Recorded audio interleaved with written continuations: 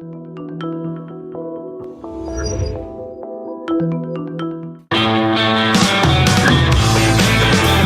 is the Gerry Callahan Show. So I guess we should give credit to Jay Jones, the candidate for Attorney General, the Democrat in Virginia, who is in it up to his eyeballs this morning. He is in real hot water for wishing death upon his political opponent, death upon the family of his political opponent, and the children, wanting them dead. And I think he did one thing through these unbelievably incendiary texts. He gave us the new slogan for the Democrat Party.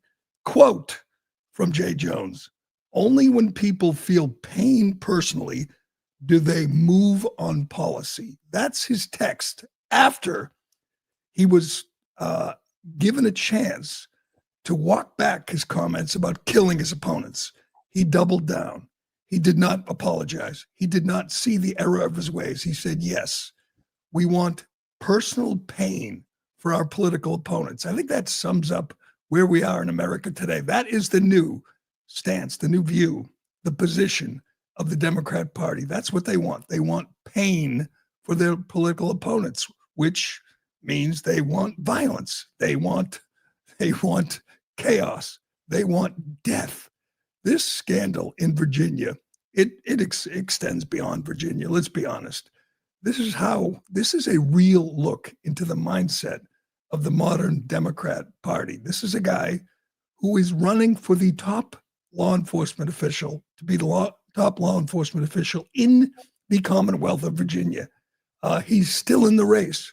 Not a single prominent Democrat has denounced him and told him to back out, to quit the race. Not one. He is doubling down. He is still in the race. Yes, a man who wishes to put a bullet in the head of his political opponent and kill his children is still running to be the Attorney General. What a wild story. What a scandal. My favorite part of this, I think, is Jay Jones told a Norfolk police officer to resign, forced him to resign when he donated $25 to Kyle Rittenhouse's defense fund. Yes, a cop donated to Kyle Rittenhouse, who was clearly innocent, who was clearly operating in self-defense. So he sent him $25 and they forced him to resign. Now we have Jay Jones, a candidate for Attorney General, saying he wants his opponents dead in writing, in black and white, in a personal text exchange, which means this is the real Jay Jones. This is when you know someone is telling the truth. This isn't a campaign appearance. This is a guy telling you how he really feels, and he wants his political opponents murdered. Yes, this is your modern day Democrat Party, and he's still in the race, and he might be Attorney General, and he might be the enforcing the law. You think any Republican, any MAGA person in Virginia is going to get a fair shake from this guy? Let's go to the text. These texts are just unbelievable. We have so much here today. October 6th, Monday. What a wild day. We're going to get to the Kavanaugh assassin and the most outrageous, insane thing a judge has ever ruled. We'll get to Bad Bunny, who has an assignment for everybody for the next 4 months. I don't care how busy your schedule is. Bad Bunny wants you to do one thing for him because he's such a wonderful guy. I want you to do one thing for him. We'll get to that. And the crazy, insane Mark Sanchez story. You're not going to believe what Mark Sanchez did to earn the knife to the chest. He was arrested in his hospital room, in his hospital bed. And I'll just give you this. He told the cops he doesn't remember anything. That's a bad sign. But here's the text from the perhaps the next Attorney General for the state of Virginia, to a friend in 2022, talking about House Speaker Todd Gilbert, a Republican. Again, this is the quiet part out loud. This is what he really thinks. This is how he really feels. Throw that up on the screen for me, Ironhead. Here we go. We all, text things in private. we all text crazy things with our friends. Probably, we probably shouldn't. But I don't think I've ever done anything like this, wishing someone would be murdered. He says, let me get to it. Okay, scroll up for me, would you please? Where do we get? I'll get it. I don't know what you're showing me there. This is the first one. There's four different ones. Okay, skip that one, please. Get to the calls for violence. From attorney candidate for attorney general, Jay Jones, and the amazing thing is he includes kids. You can have an attorney general who's calling for kids to be murdered. He writes, 3 people, 2 bullets: Gilbert, Hitler, and Pol Pot. Gilbert gets 2 bullets in the head.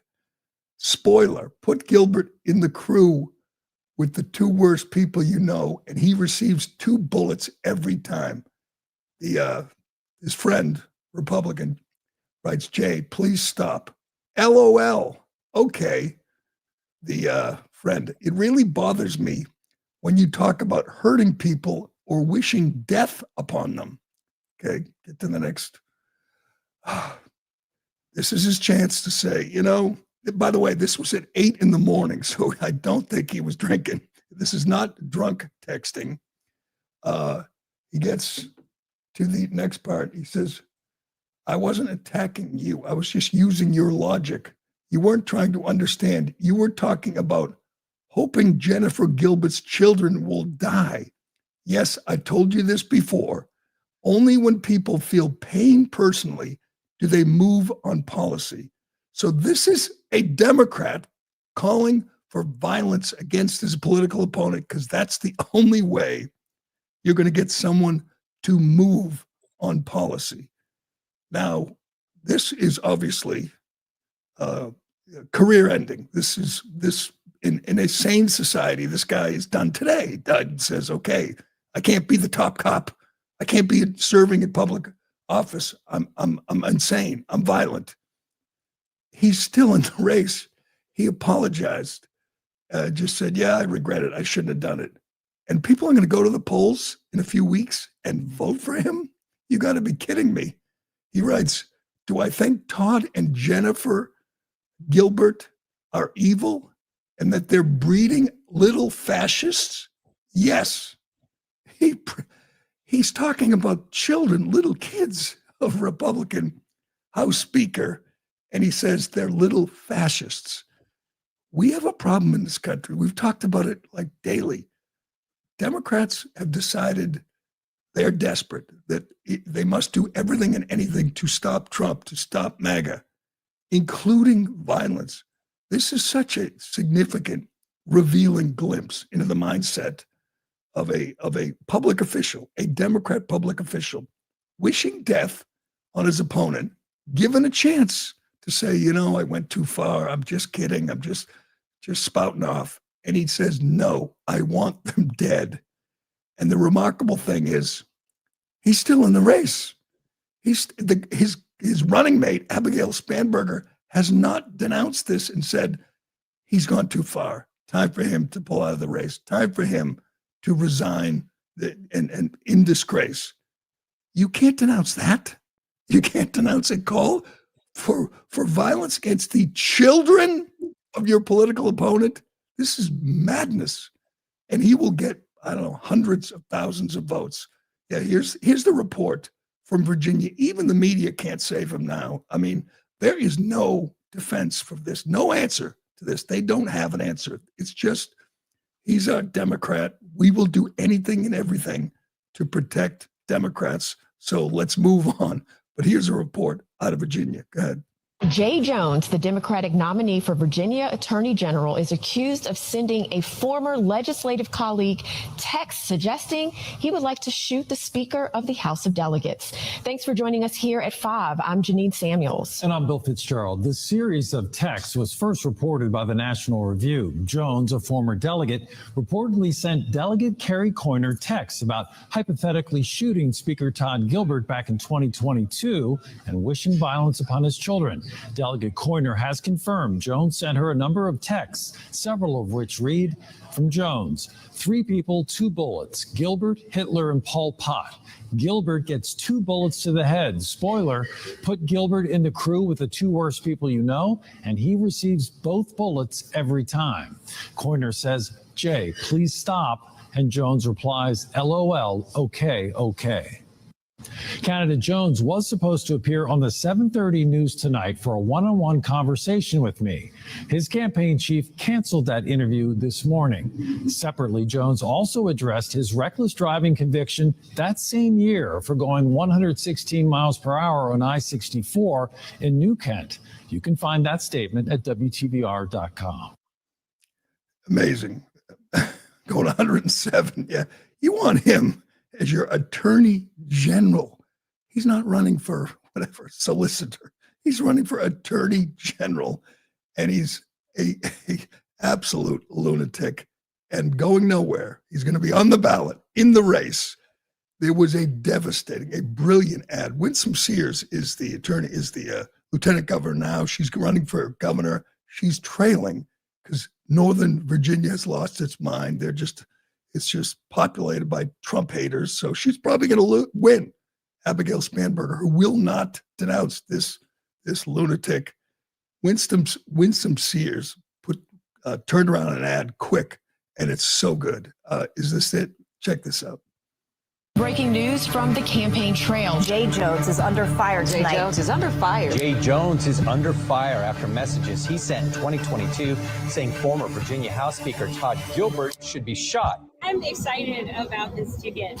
It's been great to be out on the campaign trail with Jay Jones. You said Gilbert's wife could watch her own child die in her arms so that Gilbert might reconsider his political views. We deserve an attorney general who will stand up for the people of Virginia. Jones said, quote, Gilbert, Hitler, and Pol Pot. Gilbert gets 2 bullets to the head. Let the rage fuel you. Jones doubled down, saying, quote, do I think Todd and Jennifer are evil and that they're breeding little fascists? Yes. How can Virginians trust a man who said something so horrific, so callously? Only when people feel pain personally do they move on policy. Only when people feel pain personally do they move on policy. Are we supposed to think this guy wasn't happy when Charlie Kirk was assassinated or when Trump was almost assassinated? Are we supposed to think this guy thinks that Antifa is a problem, that violence in Chicago and Portland and so many other cities is a problem? Or do you think he's cheering it on and he will be attorney general in charge of prosecuting people? God, I hope people wake up and vote against this menace, driving 107 miles an hour. And by the way, every time he makes a speech, it's all about, being a black man in America and how he's systematic racism and white supremacy. He checks all the boxes, and it's going to be close. I mean, it's Virginia. It's sad right now what's happened to Virginia. They're going to elect that woman, Abigail Spanberger, who defends the right of men to go in women's locker rooms. And it's a big deal down there. And she will not defend her position. She will run from the cameras every time they ask her about it. She's just another woke, weak, pathetic Democrat. And she will be the next governor. And he might be the next lieutenant governor, a guy who thinks violence is the answer. And he is not alone. I want to get to the Kavanaugh assassin, but let's do what's happening in Portland. It's just madness. It really is. Right now, a judge in Portland, Judge Karen Immergut, a Biden judge. Do I have the judge right? I can't keep all my judges straight. Has stopped Trump from sending the Oregon National Guard into Oregon. So the president doesn't have the power to deploy the National Guard in an American city which is under siege. And we see the video, they're stepping it up. But one thing is clear right now is in Chicago and Portland, the police, under orders from Democrats, governors and mayors, are not protecting their own cities. It is frightening what happened over the weekend. In Portland and in Chicago, calls to 911. Cops have been told to stand down, to not help federal officials who are under siege, to not do anything to protect their own city because, Trump did it. So they're so consumed with fighting Trump that if Trump offers to help protect federal agents, protect federal facilities, they're telling their own cops to not respond to the call. There was a couple of frightening things over the weekend. In Chicago, a Antifa lunatic, Miramar Martinez, used her vehicle to trap a DHS vehicle. They're following him everywhere. By the way, when those ICE vehicles pull out of the facility, they are followed by many cars. Antifa are following them all over the city, and they're not being stopped. Here it is. This is unbelievable. This is like out of a movie. A Antifa scumbag traps a DHS vehicle in traffic, and the cops are forced to get out, guns drawn. The woman driving this had a gun, and she was prepared to use it. They shot her. Somehow she got away, and they found her later. But that's what they're doing. If you're an ICE agent right now, Border Patrol agent, look at that. You feel like any minute now you could get shot. You could get killed. Here's the only conclusion you come to when you watch this, and when you watch all the attacks on ICE in Portland, Chicago. Someone's going to die any day now, any minute now. They're going to escalate to this point where someone is going to die. Obviously, Democrats are fanning the flames. They're fomenting the violence. They're already in Dallas. We saw a gunman attempt to assassinate ICE agents. He hit illegal aliens instead. But watch this. It's unbelievable. They're trapped in their vehicle, forced to get out, guns drawn. Why? Why? Because they're arresting illegal alien criminals. They continue to post every time they go on an operation of all the people they're rounding up, and they're rounding up the worst of the worst: rapists, gang members, murderers, and Americans are trying to stop them. Democrat politicians are trying to stop them.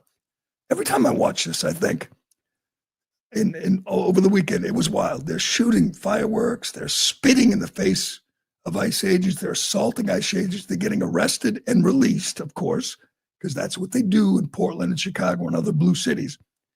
But you watch this, and I've seen a lot of protests over the years. Generally, it's, they're protesting abortion, or they're protesting Trump election irregularities like January 6th. You see them protest issues, things that matter. They're protesting the arrest and the removal of gang members, of killers, of drug dealers. They're willing to go to jail. Hell, they seem like they're willing to die. They're out there all night. They're all in. They're willing to assault federal agents to protect drug dealers, murderers, gang members, rapists, child sex predators. This is a real watershed moment. This is what they will do to keep gang members and killers in their communities. Maybe not their communities, they probably come in from the suburbs. But every time you see a local person, a shop owner or just a resident interviewed, they say, let's bring them on, bring them in. Let's do this, clean up, get these people out. And yet these foot soldiers, these street animals for the Democrat Party, are willing to do anything, including ramming the vehicle of a DHS agent to stop them from arresting criminals. It really is telling. It really is revealing where we are right now. Get to that 911 call. And you thought it was hyperbole at some point. I did, that the cops would not help. Even when the federal agents, the ICE guys, were under attack, you think cops are cops. They're going to stop. They're going to show up. We saw it last week when journalist Nick Sorter was attacked, and the cops arrested him in Portland. And we see it in Chicago now where the cops are under fire.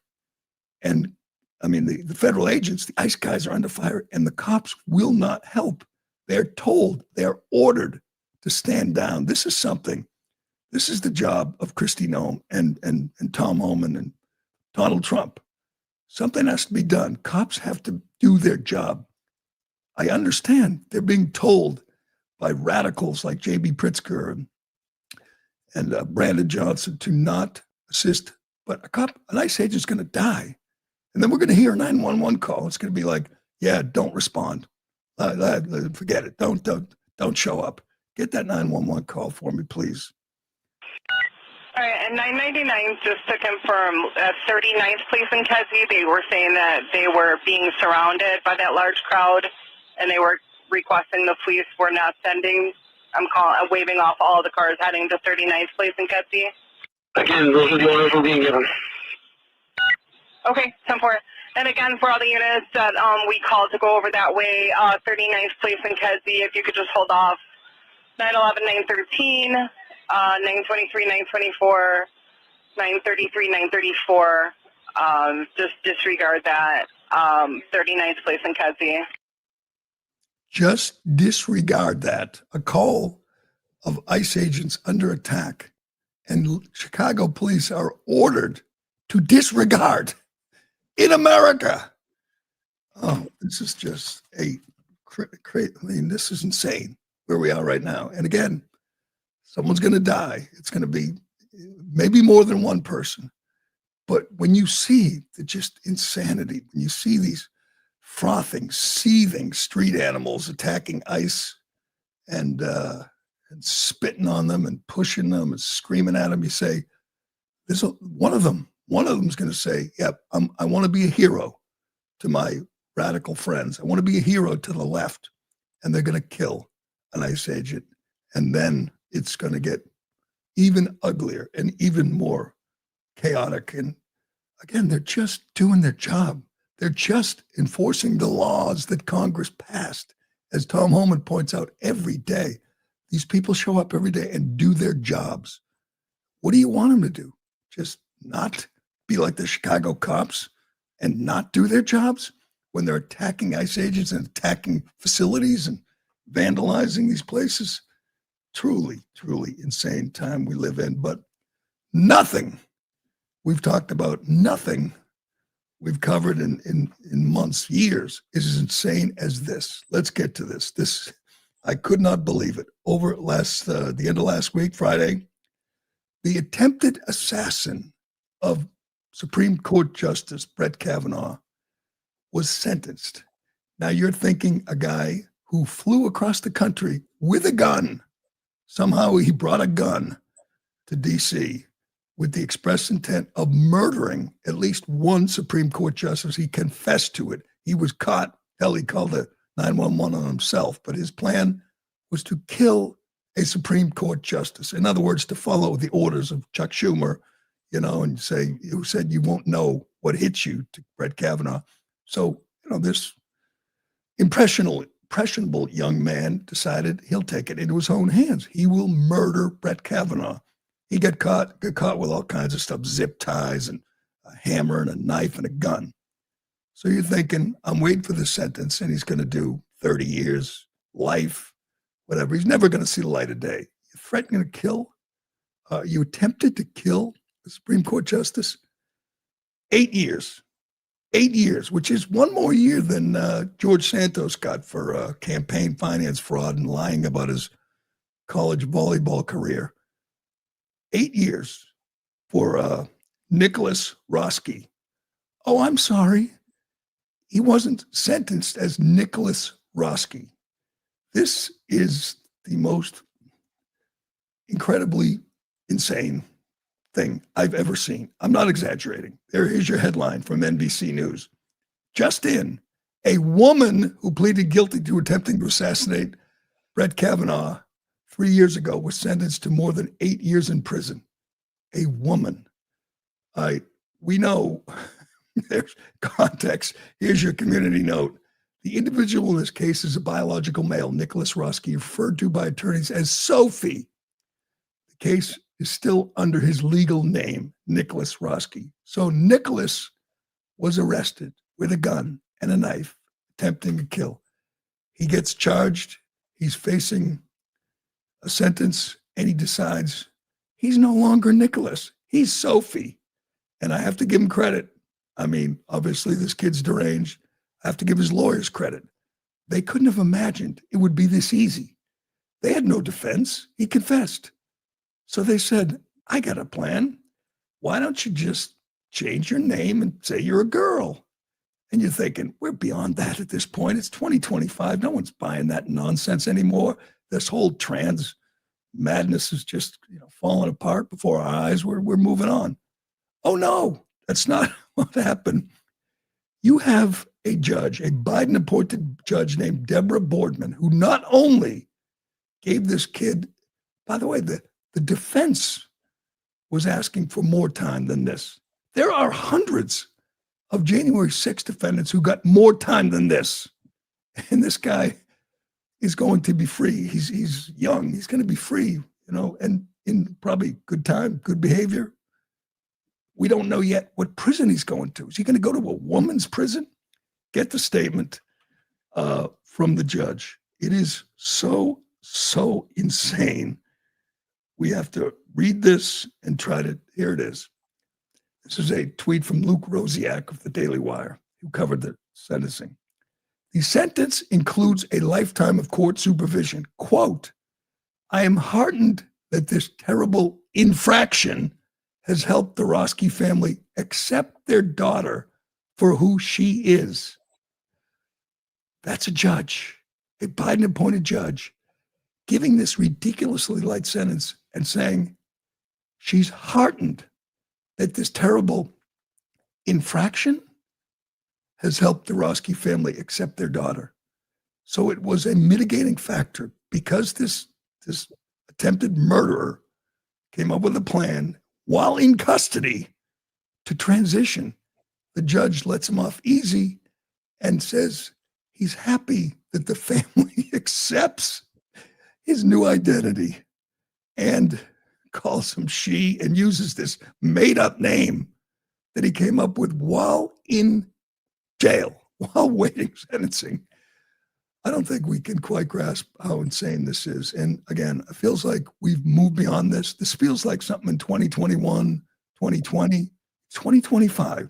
And we have a federal judge allowing a guy to walk in 8 years for attempting to kill a Supreme Court justice because he said, I don't want to be Nicholas anymore. I want to be Sophie, and I'm going to grow my hair out and wear a dress. And he gets 8 years instead of the 30 that the prosecution was requesting. Why isn't every defendant in every blue state or blue jurisdiction going to do this? Why not? Everyone who was in Deborah Boardman's courtroom now just has to say, excuse me, Judge, can you now call me she? I want you to get my pronouns right. And the most remarkable thing, the most laughable thing, is the media plays along. Like, you saw that headline from NBC, woman? So a guy on trial for his life just decides to become a woman, and he's a woman? Doesn't have to take any drugs or get any surgery or anything. Just says, I'm not a guy anymore. I'm a woman. Now, that's comical to begin with, but then the judge buys into it, credits the family for accepting him. Here's all the headlines. Look at that. New York Times, a woman, NBC, woman sentenced to 8 years.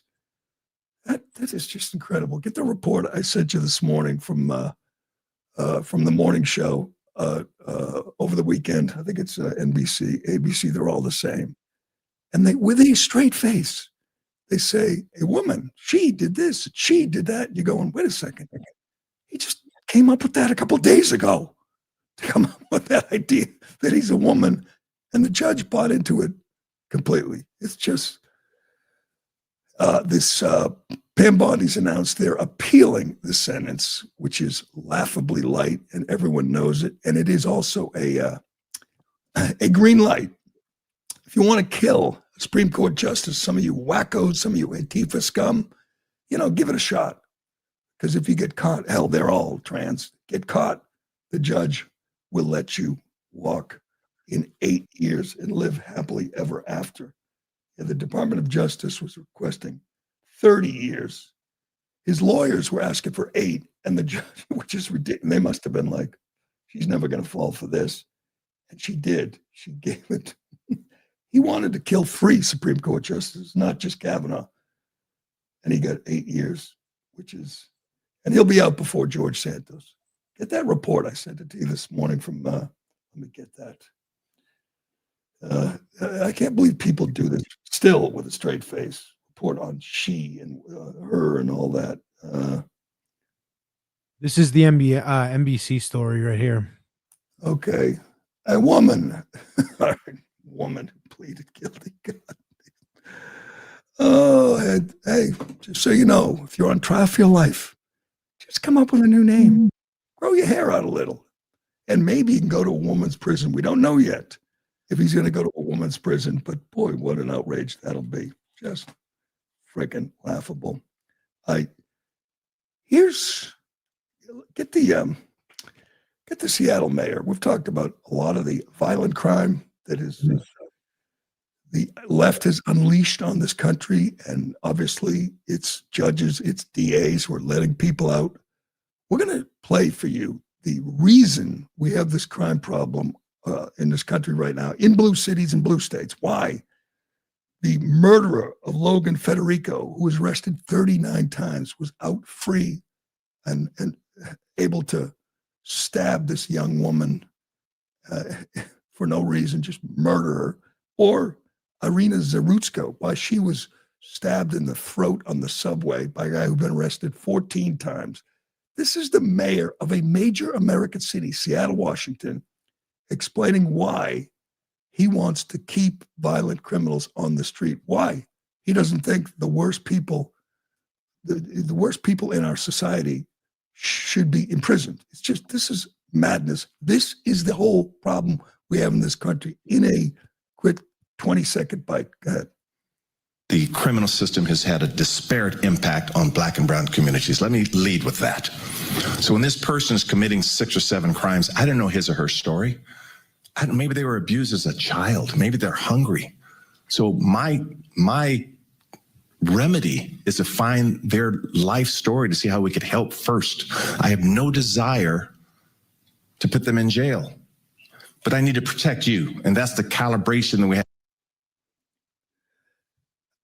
Maybe they were abused as a child. Maybe they were hungry.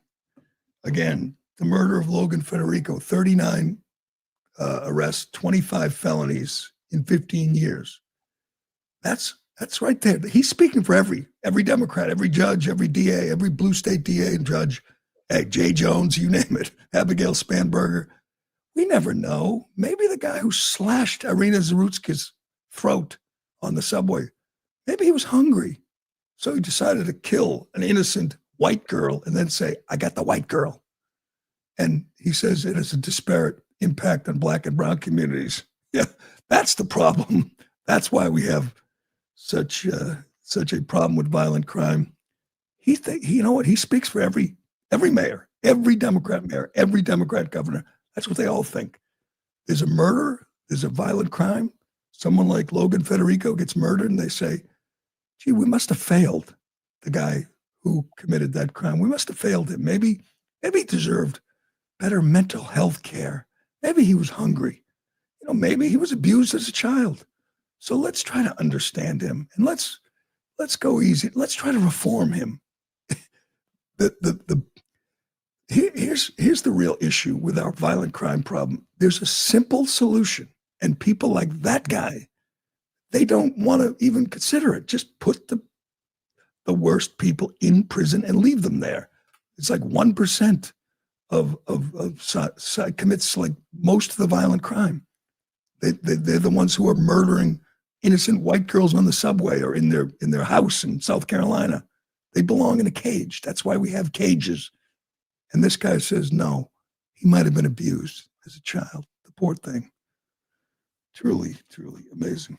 All right.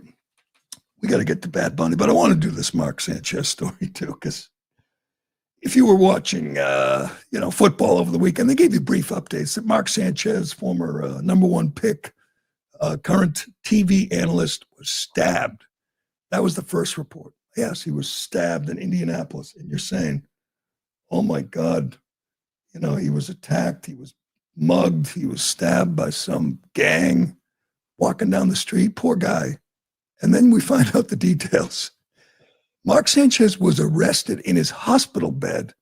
He's the bad guy here.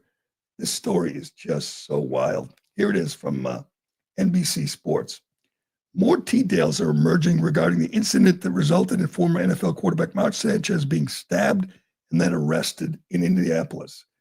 Via the probable cause affidavit supporting the arrest, as reported by the Indianapolis Star, the victim was 69-year-old truck driver who parked a work box truck at a loading dock to collect used cooking oil from a hotel kitchen. So here's a guy, a 69-year-old guy driving a truck, picking up used cooking oil. I'm going to just say, you're not going to win an argument.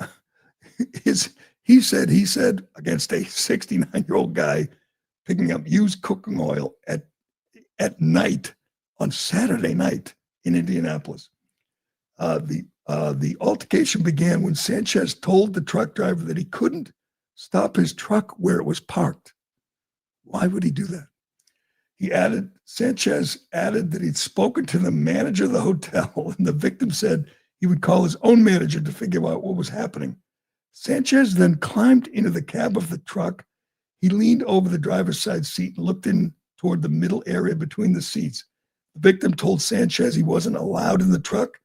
Sanchez, according to the victim, smelled of alcohol and slurred his words and, quote, kept repeating that he'd spoken to the manager and did not want the victim to replace the fryer oil. What? Security footage shows Sanchez followed the victim as he walked around the truck and attempted to get the attention of hotel security. He blocked the victim's effort to get inside the truck. Footage shows Sanchez shoving the victim. At one point, the victim sprayed Sanchez in the face with pepper spray.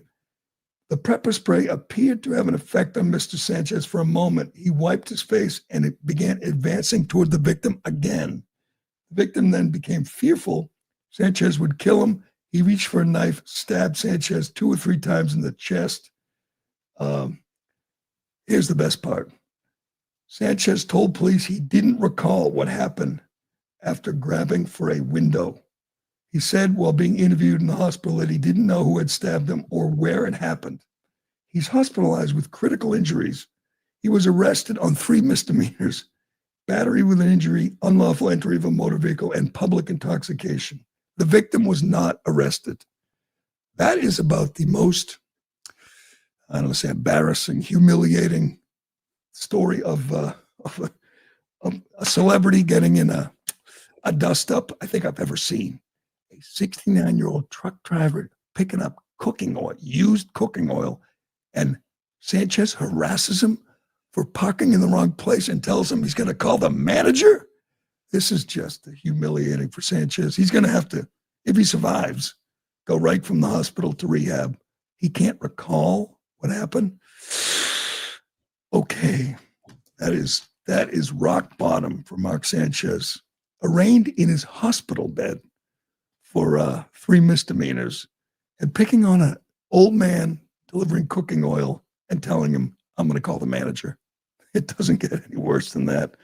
Man, talk about waking up with a hangover saying, what the hell did I do? Imagine waking up in your hospital bed with tubes coming out of you going, how'd I get here? Well, you wouldn't stop harassing some poor truck driver who was just doing his job, so he jabbed you with a knife. A poor elderly truck driver. Elderly truck driver. We don't know whether he's black or white, doesn't matter. But man, what a sympathetic victim and what a bad look for Mark Sanchez. He's just going to have to say, I got a problem. I'm going to take a few weeks off and get my life together, because that is just, I mean, again, he's in the hospital. He's fighting for his life. And if he pulls through, I don't know, man. I guess you could just play the victim. Say, I have a problem. I have a disease. I'll try to get better and come back. But, man, he's always going to remember this. The guy's pepper sprayed him, and he kept coming. A truck driver. He's lucky the guy didn't have a gun. All right, I got to get to Bad Bunny, but I want to do this story, too, because we got an update on Harvard. Harvard is obviously, they've paid a price for their woke policies and discriminate in their anti-Semitism with the Trump administration.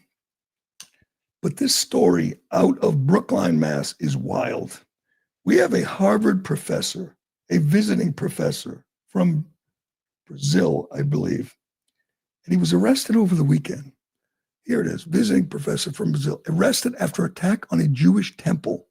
This guy's name is Carlos Portugal Gouveia. He's a professor of ethics at Harvard. He was arrested for shooting a synagogue in Brookline with a pellet gun and shooting out the windows of Jewish patrons, people who were going to that synagogue, shooting the temple, the synagogue, and the cars of the Jewish people going there. And he gets caught, he gets arrested, and his excuse was he was hunting rats. He was hunting rats. Temple Beth Zion in Brookline, Mass. I don't know.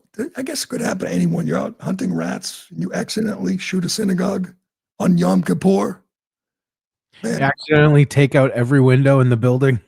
Harvard is just so lost. Last week we had the drag queen Lahore Vagistan, who's now a visiting professor at Harvard lecturing Harvard students. We have this guy. Just a guess. Do you think that he, when he's lecturing, when he's meeting with students, is he filling their brains, their mush minds with anti-Semitic bile? What do you think? He's a good, honest, fair professor. What do you think?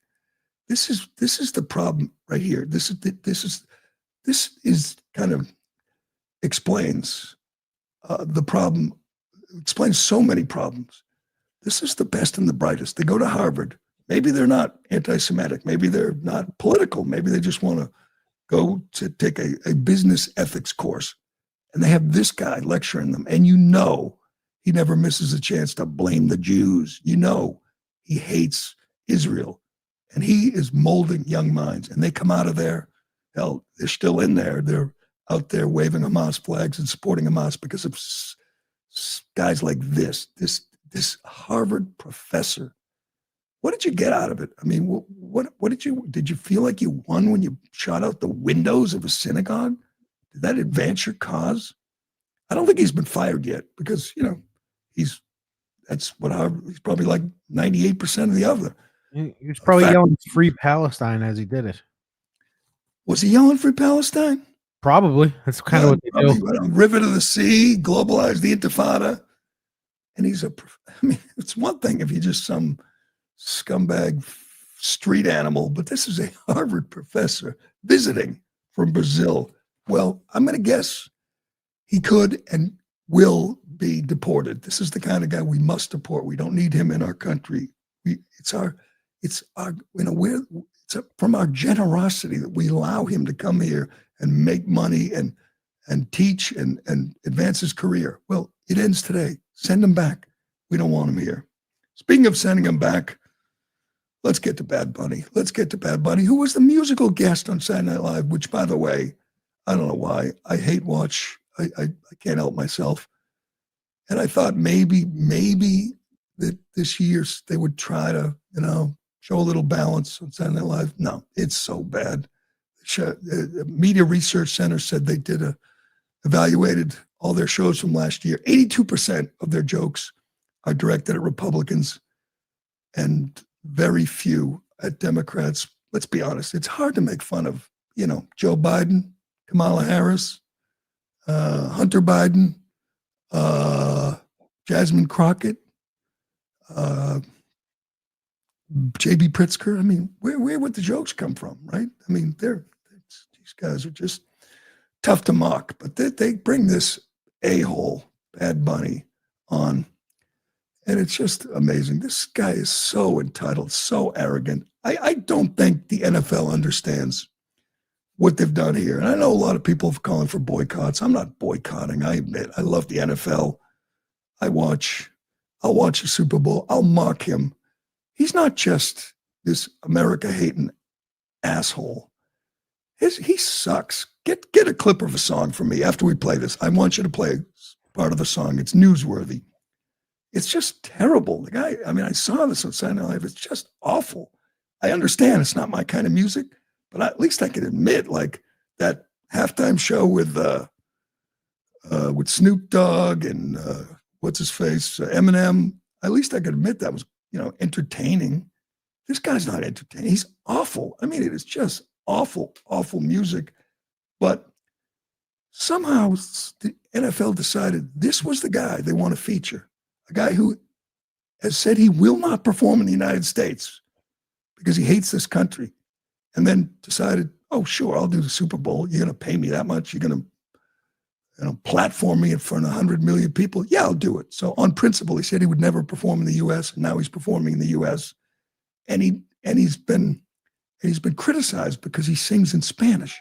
So the ultimate American event, the Super Bowl, has a featured act who will not speak English.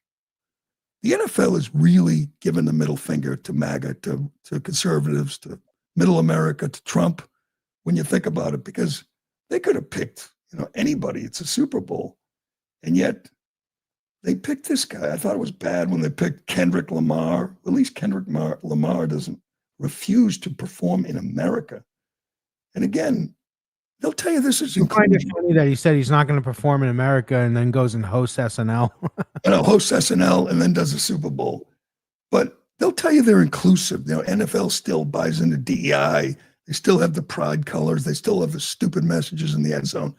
You tell me how inclusive this is. The last, 6 years of NFL halftime shows going in reverse. Bad Bunny, Kendrick Lamar, Usher, Rihanna, Eminem, Snoop Dogg, Kendrick Lamar again, The Weeknd, Shakira.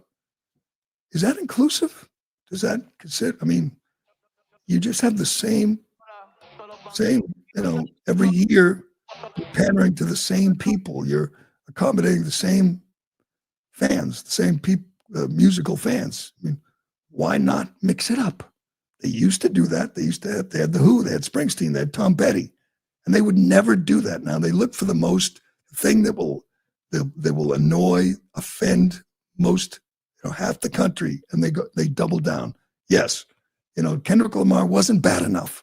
We got someone worse, a guy who does not sing in English, a guy who refused to perform in this country. That's true.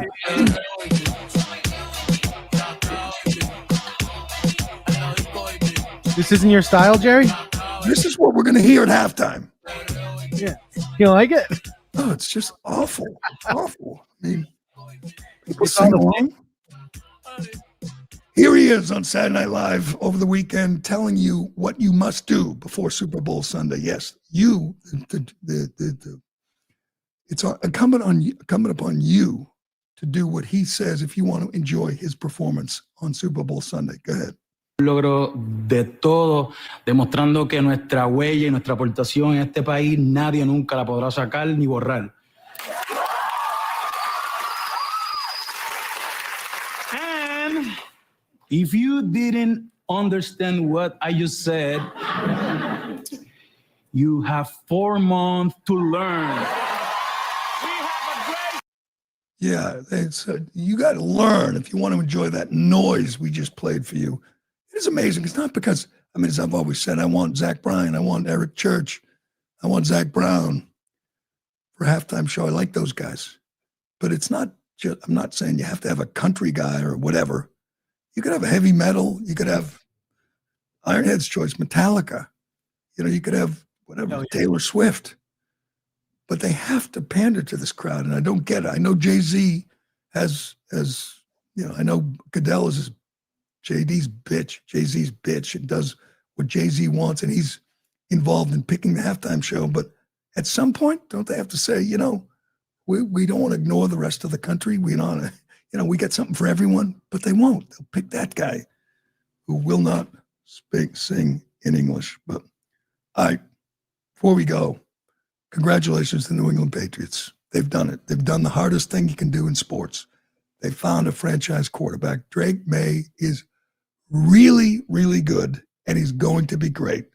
Obviously, they got a lot of other players who stepped up, knocking off the last undefeated team last night. But I cannot believe how good this kid is. He is just composed. He's fast. He's accurate. He's clutch. He made a couple of plays that were just incredible last night to knock off the Bills. Insane throws and insane catches by Diggs, too. Diggs was spectacular, but, Drake May, God knows how good he could be. He's already Pro Bowl quarterback. Look at his numbers in the first 5 games. If he keeps this up, in December, we're going to be saying he's a superstar, and he's in his second year. This is what makes or breaks franchises, investing in quarterbacks, rookies, drafting them in the first, second, third. And we see what happens, when it doesn't work out. So many places they draft a QB, it doesn't work out. Whatever, Justin Fields in Chicago, and they bounce around. Cleveland, where they trade for Deshaun Watson. They got their guy. They drafted him. He had his moments in his rookie year. Now he has the right people around him. He is, I'm going to say it, he is a superstar in waiting. He's going to be another Josh Allen. He's that good. Unless, he runs and gets popped and gets hurt, which is always a question because he's a good runner. He's an excellent runner. I mean, fast and smart, picks his spots. But it was a joy to watch. I love watching good young quarterbacks. And, man, the Patriots have, at least North Carolina fans have something to root for. Belichick has absolutely fallen on his face and he got blown out by Clemson. It's going to be a tough year in Chapel Hill for Belichick, but at least NC fans can root for the Patriots. Did you see the report that was coming out of there this morning? Yeah, that they don't want to. They're not allowed to post.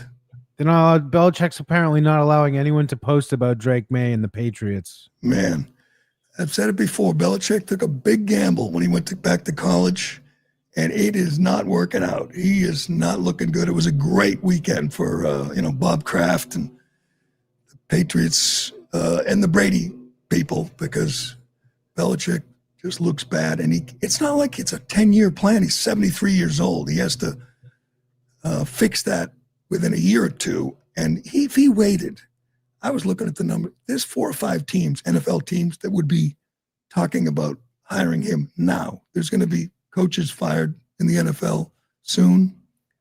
Hell, the Jets might be one of them. Wouldn't that have been wild? Belichick back to the Jets. Maybe the Giants. But he would be on the short list of 4 or 5 teams today to go back to the NFL. He chose college. Again, it was a gamble, and it's just not working out for Bill. Sorry. But, hey, he doesn't care. He doesn't care what we say. He doesn't care what anyone says. He's doing his thing. Anyway, that will do it for today. What a wild weekend. Let's see. Nope. I'm still waiting for one Democrat to denounce Jay Jones, who wants his opponent's kids dead. And not one, not Abigail Spanberger, not one has denounced him and called for him to step down. We'll see. Maybe it'll happen eventually, because there's no explaining this one away. But that'll do it for today. Thanks for watching. Thanks for listening. I'm Gerry Callahan. This is The Callahan Show, and we will do it again tomorrow. And here's the other thing that is quite unprecedented. And it was the tightest, closest presidential election